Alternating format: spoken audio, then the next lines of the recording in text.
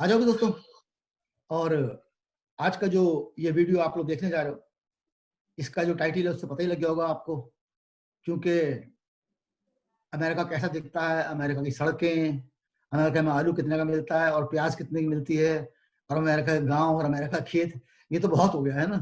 तो मैंने सोचा कोई ऐसा पॉजिटिव काम किया जाए जिससे कि बहुत सारे वो लोग जो मेरे से पूछते हैं कि हम वहाँ पढ़ने कैसे आ सकते हैं और उसका क्या प्रोसेस है। तो इस ये जो वीडियो है उसके ज़रिए या उसके माध्यम से मैं कोशिश करिए कि आप लोगों को जो ये प्लान कर रहे हैं कि हम अपनी उच्च शिक्षा के लिए यहाँ पर आना चाहते हैं, या जो अभी जिनका अभी ग्रेजुएशन नहीं हुआ है वो सोचते हैं कि हम कैसे आएँ, तो उनको एक रास्ता दिखाने की एक कोशिश है। और हम लोग आपको केवल रास्ता दिखा सकते हैं या रास्ता बता सकते हैं, और चल के आपको खुद ही आना पड़ेगा, है ना?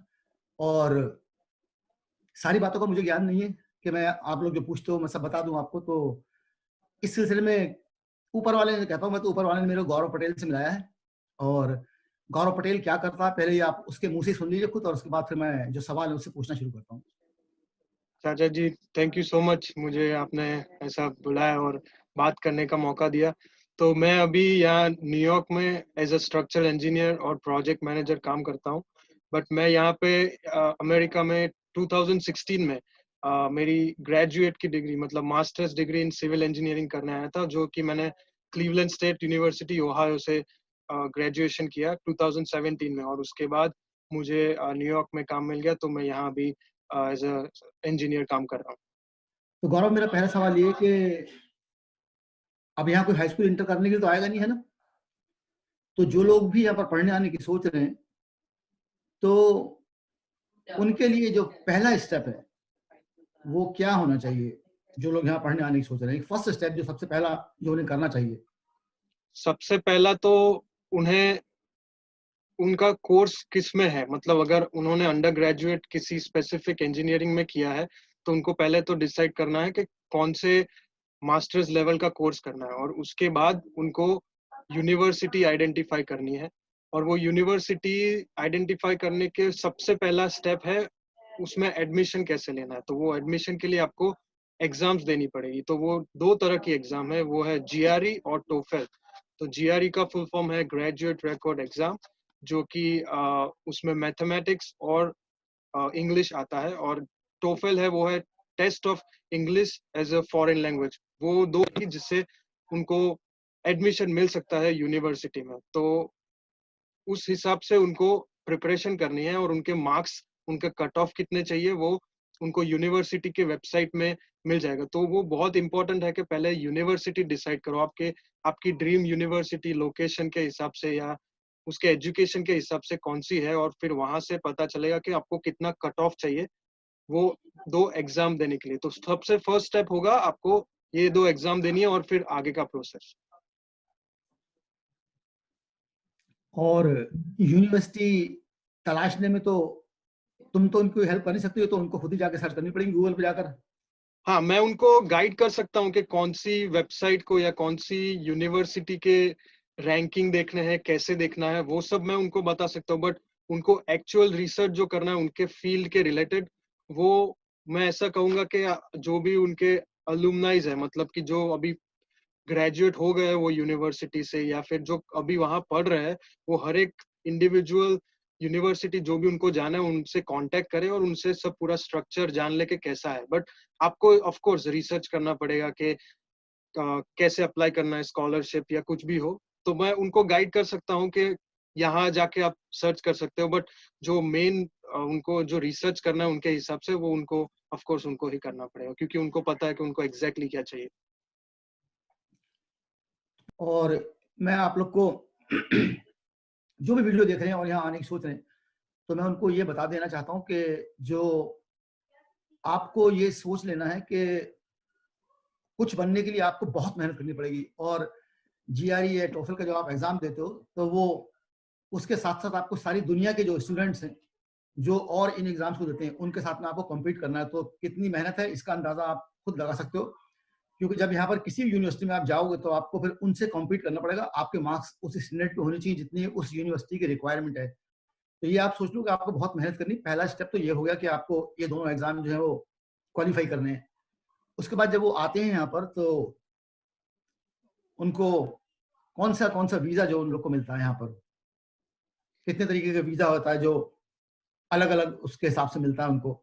तो स्टूडेंट वीजा जो है वो 3 टाइप के स्टूडेंट वीजा है। तो पहला है जो उसको बोलते हैं F1 स्टूडेंट वीजा, जो कि 5 साल के लिए मिलता है, और उसको एकेडमिक वीजा बोलते हैं। जो भी डिग्री लेने के लिए आते हैं, मास्टर्स की, बैचलर्स की, पीएचडी की, वो जिनको भी आना है वो F1 स्टूडेंट वीजा पर आएंगे, और वो 5 साल के लिए होता है, जैसे बोला।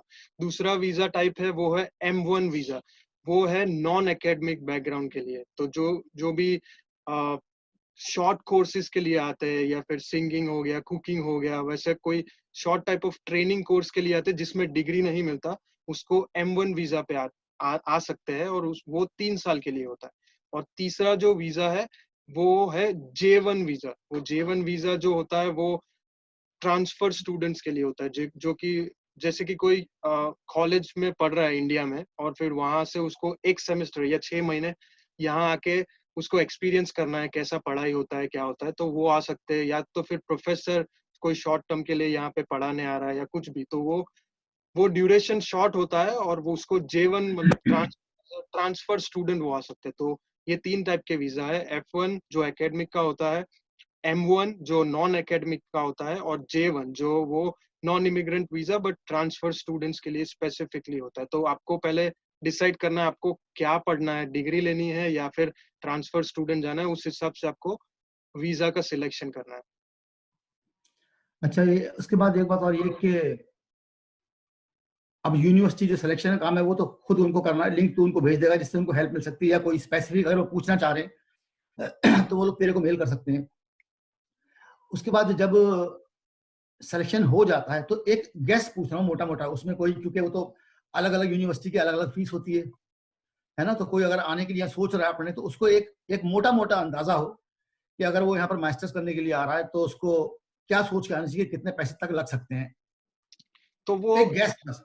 हाँ, आपने बोला ऐसे तो 4,000 यूनिवर्सिटीज है ये अमेरिका में। सो हर एक यूनिवर्सिटी का फी स्ट्रक्चर अलग होगा। बट जब मैं क्लीवलैंड स्टेट यूनिवर्सिटी में मैं ओहायो में था, तब मेरा पर क्रेडिट फीस $1,000 था। $1,000 मतलब करीबन 75,000 इंडियन रुपीज। तो वो एक क्रेडिट का था। और आपको अगर मास्टर्स डिग्री कंप्लीट करनी है तो मेरे यूनिवर्सिटी में 30 क्रेडिट्स आपको 2 साल में खत्म करने थे। 2 साल या उससे थोड़े बहुत ज्यादा लग सकते हैं अगर आप थोड़ा थीसिस लेते हो या कुछ। तो आपको मतलब $30,000 मुझे सिर्फ ट्यूशन फी लगी थी। फिर दूसरा अलग एक्स्ट्रा कॉस्ट, मतलब यूनिवर्सिटी का इंश्योरेंस हो गया या फिर कोई फीस हो गई उनकी, वो एक्स्ट्रा है। ये सिर्फ उसमें रहने का या कुछ नहीं, ये सिर्फ ट्यूशन फी, आप जो कोर्स ले रहे हो उसका पे करना है। तो वो डिपेंड करता है, 900 से $1,100 पर क्रेडिट हो सकता है। और वो स्पेसिफिकली जानने के लिए आपको यूनिवर्सिटी से कांटेक्ट करना पड़ेगा, या उसके वेबसाइट पे जाके फी स्ट्रक्चर देखना पड़ेगा कि पर क्रेडिट या पर यूनिट उसका प्राइस क्या है, और उसको मल्टीप्लाई करके कितने यूनिट्स और क्रेडिट आपको कंप्लीट करना है, तो वो उनका ट्यूशन फी हो जाएगा। यूजुअली आपको 20 से 40 लाख तक का आ सकता है। वो मैं एक्यूरेटली नहीं बता सकता क्योंकि यूनिवर्सिटीज हर बार चेंज करती है हर ईयर। तो बेस्ट होगा उसकी वेबसाइट पे जाना और वहाँ पे फीस स्ट्रक्चर देखना कि कौन सा यूनिवर्सिटी में कितना फीस लगेगा। उसके बाद ये है कि बहुत सारे लोग यही पूछते हैं कि जब वो उनका एडमिशन हो जाएगा किसी यूनिवर्सिटी में, तो क्या जो खाने का है या जो रहने का है वो क्या फीस स्ट्रक्चर में शामिल होता है, या वो उनको खुद अरेंजमेंट करना पड़ता है? नहीं, वो ऑन कैंपस हाउसिंग होता है और ऑफ कैंपस। तो ऑन कैंपस हाउसिंग का वो वेबसाइट पे कैलकुलेट करके आपको बताएगा कि आपको अगर ऑन कैंपस रहना है, यूनिवर्सिटी के घरों में रहना है, तो आपको इतना चार्ज लगेगा। बट वो यूजुअली कॉस्टली रहता है क्योंकि यूनिवर्सिटी में अब अच्छे घर मिल जाते हैं। बट यहाँ अगर आप बाहर रहते हो फ्रेंड्स के साथ, रूममेट्स के साथ, तो वो थोड़ा सस्ता पड़ेगा। तो ये जो मैंने फीस बोला वो सिर्फ पढ़ाई का फीस है। फिर ये खाने पीने का, रहने का, वो सब आपको $400 से $600 पर महीना आ सकता है। वो डिपेंड करता है आप कौन सी लोकेशन में। अभी आप न्यूयॉर्क में हो तो वो महंगा पड़ेगा, अगर ओहायो में, क्लीवलैंड में हो तो वो सस्ता पड़ेगा। तो वो सब अलग कॉस्ट है। ये सिर्फ मैंने ट्यूशन फीस का बात किया। अच्छा, उसके बाद ये सवाल उठता है कि बहुत सारे लोग पूछते हैं कि भाई जब हम वहाँ एज ए स्टूडेंट आते हैं तो क्या हम काम कर सकते हैं वहाँ पर? और क्या वो कोई भी काम कर सकते हैं क्या आकर?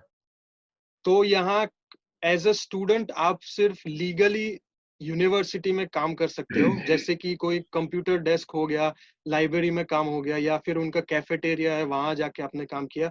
बट यूनिवर्सिटी के बाहर, जैसे कि कनाडा में अलाउड है बाहर काम करना, बट अमेरिका में अलाउड नहीं है कि आप बाहर काम नहीं कर सकते। आप सिर्फ यूनिवर्सिटी में अप्लाई कर सकते हो काम करने के लिए। उसमें स्कॉलरशिप रहती है, ऑन कैंपस जॉब्स रहते हैं। ऑन कैंपस जॉब में जैसे बोला लाइब्रेरी या कैफेटेरिया हो गया, उसमें काम कर सकते हो, और जो भी उसके लिए एप्लीकेशन होता है वो फिल करना होता है, और अगर आपका सिलेक्शन होता है तो कर सकते हो। बट बाहर आप यूनिवर्सिटी के बाहर काम नहीं कर सकते। 1 साल के बाद आपको इंटर्नशिप मिलेगा, जिसको सीपीटी बोलते हैं। उस पर आप यूनिवर्सिटी के बाहर कोई कंपनी में काम कर सकते हो।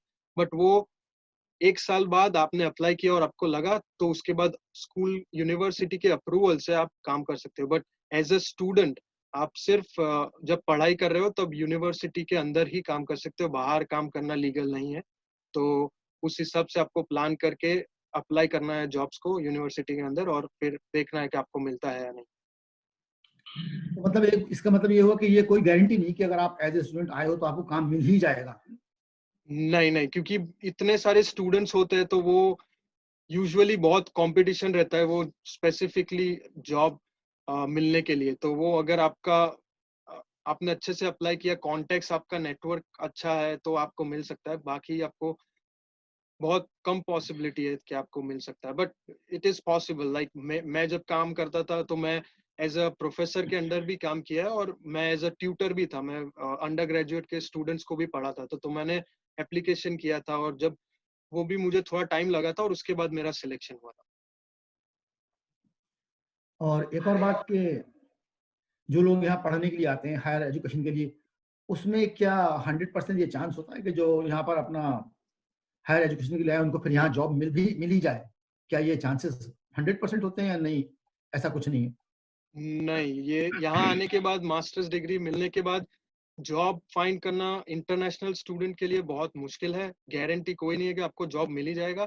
तो आप ग्रेजुएट होते हो, उसके बाद आपको 90 दिन में जॉब फाइंड करना रहता है, और वो जॉब नहीं मिला तो आपको फिर वापस इंडिया आ जाना पड़ेगा, या कुछ अलग कोर्स करना पड़ेगा एक्सटेंड करने के लिए। आपका वीजा 5 साल का होता है, बट आप ग्रेजुएट होने के बाद आपको 90 डेज के अंदर जॉब फाइंड करना है। और वो फाइंड कैसे करना है वो उसका अलग टॉपिक है। बट आपको जैसे ही यूनिवर्सिटी में जाओ, आपको नेटवर्क करना है, लोगों से बातचीत करना है, कॉन्टेक्ट बढ़ाने हैं, वरना बहुत ही मुश्किल हो जाएगा जॉब फाइंड करना। तो जैसे आपने बोला, वो गारंटी किसी को नहीं है कि आपको ग्रेजुएट होने के बाद जॉब मिल ही जाएगा। वो आपके टैलेंट पर डिपेंड है, आपके एजुकेशन पे डिपेंड है, आपके कनेक्शंस पे डिपेंड है कि आप कैसे जॉब ढूंढना चाहोगे। तो एक छोटा सा वीडियो बनाया है मैंने गौरव के साथ मिलकर, और एक कोशिश करी कि एक बेसिक सा जो आइडिया है वो हम आपको दे दें कि आपको अगर सोच रहे हो यहाँ आने के लिए तो उसमें क्या तरीके हैं, क्या प्रोसेस है, और ज्यादा टाइम अगर लगाएंगे वीडियो बनाने में तो फिर लोग उसको देखेंगे नहीं। तो अगर आपको कोई और किसी भी स्टेप के बारे में कुछ क्लियर करना हो, कुछ पूछना हो, तो मैं ये जो मेरा वीडियो है इसके एंड में गौरव का इंस्टाग्राम और ईमेल है। गौरव, और इंस्टाग्राम, ईमेल, मेरा लिंक्डइन और यूट्यूब चैनल भी है मेरा, जहाँ पे मैं अपलोड करता रहता हूँ स्कॉलरशिप्स के बारे में, यूनिवर्सिटीज के बारे में। तो चाचा जी अपने डिस्क्रिप्शन में सब इंफॉर्मेशन दे देंगे। अगर कोई भी क्वेश्चन हो, कुछ भी लगे, तो मैं आपको गाइड करूंगा उस हिसाब से। हाँ, तो मैंने आप लोग को बता दिया है कि देखो, जो जो लोग मतलब उच्च शिक्षा के लिए आना चाहते हैं, और मैं बहुत सारे लोगों से कि बहुत सारे लोग मेल आती है, मेरे को भेजते हैं, अपॉइंटमेंट लेटर भेजते हैं अपना कि हमारा किसी होटल में हो गया है, किसी नर्सिंग होम में हो गया है, या एक ने तो भेजा था मेरे को उसका 7-11 में अपॉइंटमेंट हो गया है। तो मैं ऐसे सब लोगों को बताना चाहता हूँ, यहाँ पर इस तरीके की कोई जॉब नहीं मिलती। अगर कहीं से भी आपने कोई आपसे कह रहा है कि वो आपको नौकरी दिलवा देगा, तो वो सब झूठ है, और कोई कोई जॉब इस प्रकार से नहीं मिलती। इवन अगर आप बहुत ही उच्च शिक्षा प्राप्त हो, बहुत ही हाईली क्वालिफाइड हो, तब गौरव बता के क्या चांस है यहाँ पर आने के, क्या इंडिया से रह के कोई यहाँ की कंपनी में अप्लाई कर सकता है, और कितने परसेंट चांसेस हो सकते हैं उसके? और हाँ, जैसे कि आपने बोला, अगर आप इंडिया में हो और डायरेक्ट यहाँ जॉब करने आना चाहते हो, तो आप H1B वीजा करके है, वो आपको कंपनी दिला सकती है। वो आप अपने आप स्टूडेंट वीजा की तरह अप्लाई नहीं कर सकते। वो कंपनी आपको ढूंढनी है जो आपके लिए स्पॉन्सरशिप करेगा अमेरिका में आके काम करने के लिए। तो अभी वो सिंपलेस्ट वे वैसे तो ज्यादातर अमेरिकन कंपनीज जो यहाँ यूनिवर्सिटी से ग्रेजुएट हुए उनको प्रेफर करती है, तो आपके चांसेस थोड़े कम है। बट आप अगर अमेरिकन कंपनी में ऑलरेडी काम कर रहे हो इंडिया में, और वो आप उनको अप्रोच कर सकते हो कि मुझे अमेरिका जाके काम करना है, तो वो आपका H1B वीजा उसको दिलाना पड़ेगा। और स्टूडेंट्स का कैसा रहता है कि स्टूडेंट को 1 साल अगर स्टेम नॉन स्टेम मेजर हो, जॉब नॉन स्टेम हो, तो 1 साल मिलता है काम करना यहाँ पर, और उसके बाद वो H1B के लिए अप्लाई कर सकता है वीजा। और स्टेम स्टूडेंट मतलब इंजीनियरिंग बैकग्राउंड हो, science technology engineering and mathematics, वो उस बैकग्राउंड का हो, तो उसको 3 साल स्टूडेंट वीजा पे काम कर सकता है, और उसके बाद H1B अप्लाई कर सकता है उसके, वो 3 साल के अंदर रहते रहते उसकी company. But as a Indian अगर आप इंडिया में हो तो आपको पहले ही कंपनी ढूंढना पड़ेगा, और वीजा मिलने के बाद आप आ सकते हो। बट तो थोड़ा मुश्किल है, बट आप आ सकते हो यहाँ काम करने के लिए। आपको अमेरिकन कंपनी स्पॉन्सर करनी चाहिए यहाँ काम करने के लिए। मैं सोचता हूँ कि एक और बात जो थी वो स्कॉलरशिप वाली, उसके लिए किसी और वीडियो में बात करें।